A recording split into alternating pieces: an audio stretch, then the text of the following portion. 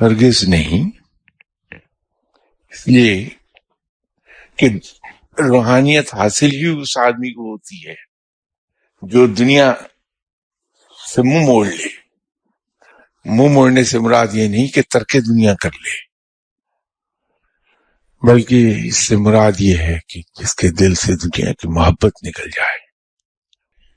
وہ مال و زر کماتا تو ہے، لیکن اس لیے نہیں کہ وہ عیش کی زندگی گزار سکے یا اس کو جمع کر لے، بلکہ وہ اس لیے کماتا ہے کہ اس کے جسم اور روح کا رشتہ قائم رہ سکے، اس کے ڈیپینڈنٹس ایک کمفرٹیبل لائف گزار لیں، اور اس کے ڈیپینڈنٹس کے جو اس پر حقوق ہیں وہ ان کو ادا کر سکے، اور اس کے علاوہ پھر خلق خدا کی وہ خدمت کر سکے اپنی اسی کمائی سے. لیکن اس کے دل میں محبت نہیں ہوتی مالی دنیا کی، تبھی اس کو روحانیت حاصل ہوگی. ورنہ اگر دنیا کی محبت دل میں رہ جائے